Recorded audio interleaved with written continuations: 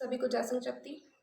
आज हम बात करेंगे वीरांगना किरण देवी की और इनकी कहानी से, इनकी जो इतिहास की कहानी है उससे हम सबको बहुत कुछ सीखने को मिलेगा और ख़ासकर जो हमारी बेटियां हैं, हमारी बहनें हैं, बहुएं हैं, उन्हें बहुत कुछ सीखने को मिलेगा।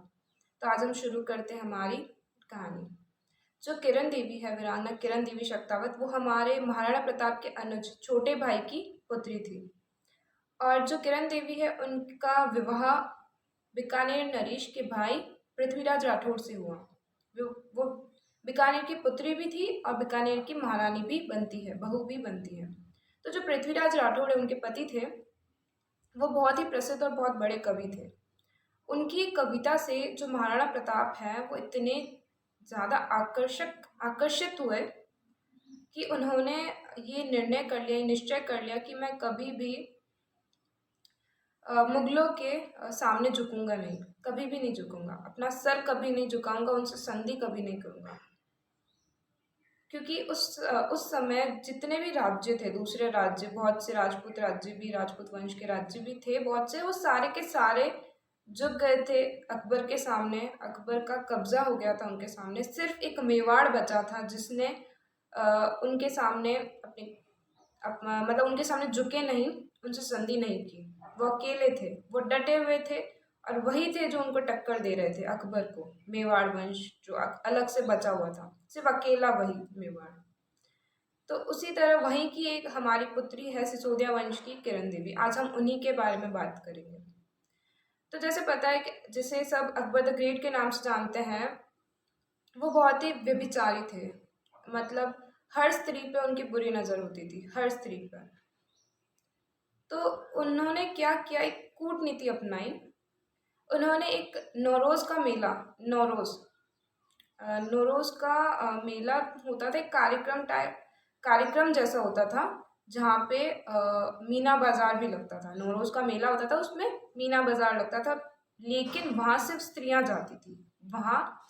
जाती थी, परंतु जो अकबर है वो स्त्री के भेष में, जो बुर्का जो मुसलमान लोग पहनते हैं, वो बुर्का पहन के वो वहाँ जाया करते थे। क्यों जाते थे? स्त्रियों को देखने के लिए। बुरी नज़र तो उनकी थी, तो वो वहाँ ऐसे जाते थे। तो जो हमारी किरण देवी थी, वो भी अपने परिवार के साथ मेले में आई थी, मीना बाजार में आई थी। तो जो हमारी किरण देवी है वो गुणों से परिपुष्ट और उनकी जो सुंदरता है वो पूरे भारत में उसकी चर्चा होती थी। वो इतनी सुंदर थी और उनके गुण से भी उनको बहुत जाना जाता था। तो जो अकबर है उनकी नज़र किरण देवी पर बहुत समय से थी, बहुत समय से। तो उन्होंने उन्हें मीना बाजार में भी देखा। तो उन्होंने क्या किया, जो अपने जैसे उससे सीक्रेट एजेंट्स होते ना, जो लड़कियां, वुमेन्स, सीक्रेट एजेंट वुमेन्स होती थी अकबर की, उन्हें कह के किरण देवी को जो जनाना महल होता है अकबर का, वहाँ पे धोखे से बुलाया। तो वहाँ बुला के फिर उन्होंने उनसे ऐसी मतलब बुरी बातें कही, जो अच्छी नहीं होती है, बुरी बातें कही, और उन्हें कहा कि तुम मेरी हो जाओ।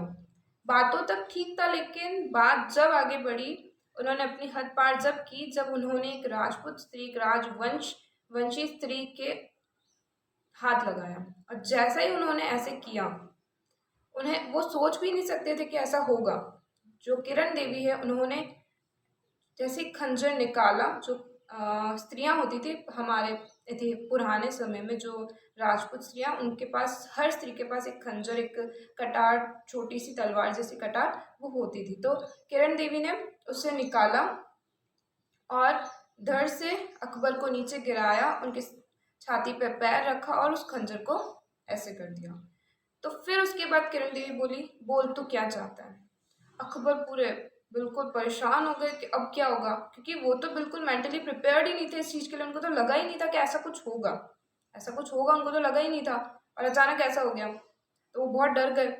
और फिर है ना, किरण देवी ने अपनी जो है, उन्होंने अपनी बात चालू करी कि तूने ये क्या किया, तू एक महाराजा है, तुझे महाराजा बोलते हैं, तुझे अकबर द ग्रेट तो अभी बोलते हैं, मतलब महाराजा बोलते थे। वो इतने राज्यों का था, मतलब वो पूरे भारत पे बस मेवाड़ को छोड़ के वो तो बहुत महान था ना, तो उसका तो ये उसकी एक ड्यूटी है, उसका तो एक काम है कि वो वहाँ की हर स्त्री, हर बेटी, हर बहू की रक्षा करे।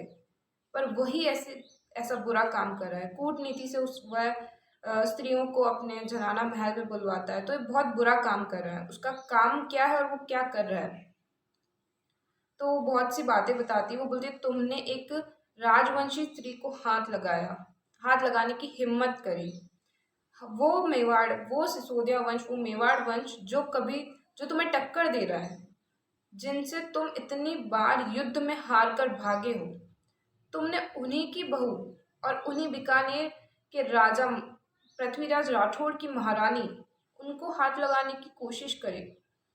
तो वो सब किरण देवी जैसी अपनी बातें बोल रही होती है, जो उनका धर्म है, धर्म के हिसाब से जो जो अपनी बातें कर रही होती है, तो जो अकबर है वो बहुत डर जाते हैं, क्योंकि उन्हें पता है कि उन्हें अपनी अगर जान बचानी है तो उन्हें माफ़ी मांगनी पड़ेगी। तो वो बोलते हैं कि हे माते, वो माता बोलते हैं, मैं आपका पुत्र हूँ, मुझे माफ़ कर दीजिए, मैं ऐसी गलती दोबारा नहीं करूँगा। तो अब जैसे ही वो माँ बोलते हैं तो एक माता शब्द सुन के तो ममता जाग जाती है हर किसी के। तो वो बोलते मैं ऐसा कभी नहीं करूँगा। तो किरण देवी बोलती है कि मैं तुम्हें एक ही शर्त पे छोड़ूंगी, तुम अगर आज सच्चे मन से पश्चाताप करते हो कि मैं ऐसा कार्य कभी नहीं करूँगा, किसी स्त्री को बुरी नज़र से नहीं देखूँगा, और ये जो कूटनीति से मैं, जो ये छल कपट से मैं ये जो 9 रोज़ मेला लगवाता हूँ, वो भी मैं नहीं रखूँगा, और यहाँ की हर स्त्री, हर बहू बेटियों का मैं ख़्याल रखूँगा, क्योंकि एक मैं राजा हूँ, महाराजा हूँ, तभी मैं तुम्हें छोड़ूंगी, नहीं तो मैं तुम्हें मार दूंगी, आज तुम्हें मार दूंगी। तो अकबर सोचते हैं कि मुझे अगर अपनी जान बचानी है तो मुझे इनकी बात माननी पड़ेगी। तो उनकी बात मान लेते हैं, क्योंकि अगर ऐसा नहीं होता तो एक स्त्री के हाथों अकबर मरे, ऐसा हमारे इतिहास में लिखा जाता, एक राजवंशी स्त्री के हाथों अकबर मरा, ऐसा लिखा जाता। तो उस वजह से वो माफ़ी मांग लेते हैं। और जैसा कि क्षत्रिय धर्म है कि जो शरण में आते हैं उनकी रक्षा करना ही क्षत्रिय धर्म है, तो उसी तरह जो अकबर थे वो किरण देवी की शरण में थे, तो उसी इसीलिए जो हमारी किरण देवी है उन्होंने उन्हें माफ़ कर दिया, ये बोलते हुए कि तुम अब से ये नौरोज़ मेला नहीं रखोगे, किसी को बुरी नज़र से नहीं देखोगे, सबकी रक्षा करोगे, क्योंकि तुम्हारा ये धर्म है। तो यही होता है इसका अंत, इसी कहानी का, कि कैसे एक अकबर, जिसके आगे सब झुक गए, इतने राज्य जिसके पैरों में झुक गए, एक राजवंशी स्त्री किरण देवी ने उन्हें किस तरह से बोलते ना व्यभिचारी को बदल दिया। तो ये है हमारी वीरांगना किरण देवी शक्तावत की कहानी। तो इससे हमें सीखने को क्या मिलता है, ये है कि हमें हमारी बहू बेटियों को, बहनों को यही सिखाना है कि हमें हर हर क्षण अलर्ट रहना है, मतलब कुछ भी हो सकता है, कभी भी कुछ भी हो सकता है, तो हमें बिल्कुल किरण देवी जैसे बलवान बनना है, शक्तिशाली बनना है, अपने अंदर से हिम्मत लानी है, और हर परिस्थिति के लिए हमको बिल्कुल सावधान रहना है, कभी भी कुछ भी हो सकता है। तो इसी तरह अपने आप में शक्तिशाली बनो, क्योंकि हमें अपनी रक्षा स्वयं करनी पड़ेगी। तो यही किरण देवी हमें यही चीज़ सिखाती कि हमें खुद को बचाने के लिए, ऐसी कभी परिस्थिति आ जाए, कभी ऐसी सिचुएशन आ जाए, तो हम कैसे हम उसका सामना करेंगे, कैसे डट कर खड़े रहेंगे, डरेंगे नहीं, सामने वाले को डराएंगे। तो यही है आज की कहानी की सीख। तो आशा करती हूँ आप सबको बहुत पसंद आई होगी और आपको बहुत कुछ सीखने को मिला होगा। अगले हफ्ते हम किसी और कहानी के साथ।